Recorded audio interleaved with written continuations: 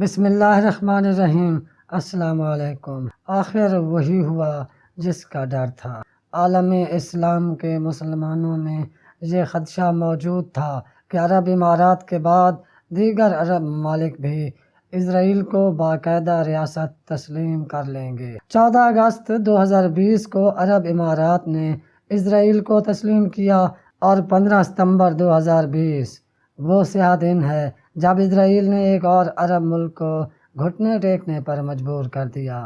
یہ وہ کام تھا جو شاید اسرائیل پچھلے 40 سال میں نہ کر سکا۔ ٹرمپ نے عرب امارات اور بحرین کے ساتھ اسرائیل کی ڈیل فائنل کروا کر پوری امت مسلمہ کو بہت بڑا دھچکا دیا ہے۔ اسرائیل کی طرف سے یہ امت مسلمہ کو پیغام تھا کہ اب تمہارا شیرازہ بکھر چکا ہے، باقی عرب ریاستیں بھی قابو میں آنے والی ہیں، اور اس سب کے پیچھے سعودی عرب کی آشیرواد کے اشارے ملے ہیں، کیونکہ ٹرمپ نے اب اعلان کر دیا ہے کہ آنے والے کچھ عرصے میں 6 مزید عرب ریاستیں اسرائیل کو تسلیم کرنے جا رہی ہیں، اور بحرین کی اس ڈیل کو مکمل کرنے میں بھی محمد بن سلمان کی خصوصی دلچسپی شامل تھی۔ کتنے افسوس کی بات ہے 22 عرب ریاستیں ہیں اور سب نے گھٹنے ٹیک دیے ہیں۔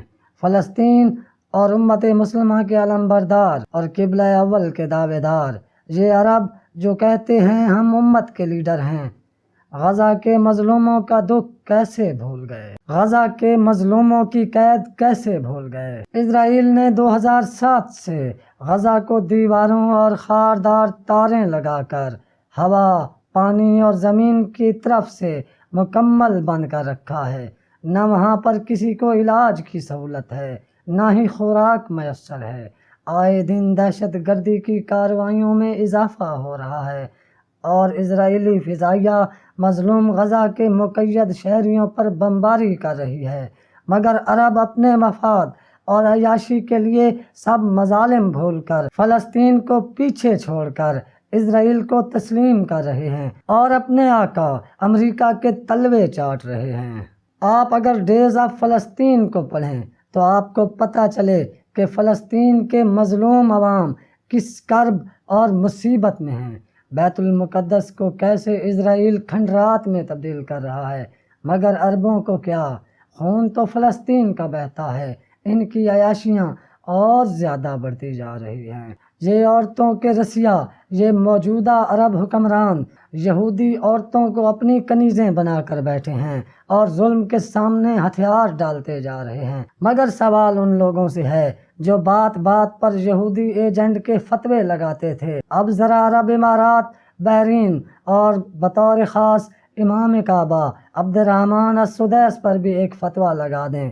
وہ بھی جمعہ کے خطبہ میں اسرائیل کے حق میں تقریر کرتے رہے ہیں، مگر اب وہ اپنا چورن کچھ اور طریقے سے بیچیں گے، اور اب ملک پاکستان میں وہ کسی اور لیبل کے ساتھ اپنے مخالفین کو پچھاڑنے کی کوشش کریں گے۔ اب امت مسلمہ کے ترجمان عرب نہیں رہے، اجمی ہیں، جو اب بیت المقدس کی آزادی کی جد و جہد کریں گے، اور اسرائیل کی اب صرف پریشانی یہ ہے کہ پاکستان کسی طرح اسے تسلیم کر لے، مگر پاکستان نے جھکنے کے بجائے سعودیہ مخالف بلاک میں جانے کا فیصلہ کر رکھا ہے۔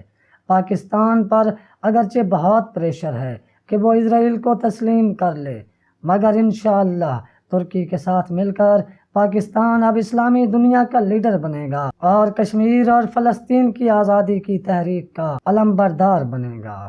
آنے والے دنوں میں آپ کو مزید عرب ریاستیں اسرائیل کے سامنے گھٹنے ٹیکتی نظر آئیں گی، اور ہو سکتا ہے کہ ایک دن سعودی عرب بھی ان ملکوں کی صف میں آ کھڑا ہو۔ آپ حالات پر نظر بنائے رکھیں، فلسطین اور کشمیر کے مسلمانوں کی آزادی کے لیے دعا کرتے رہیں۔ ہمارے چینل کو سبسکرائب کریں اور بیل کا نشان دبا دیں، اور اپنے گھر والوں اور دوستوں کا خیال رکھیے، ہمارے چینل کا بھی۔ اللہ حافظ۔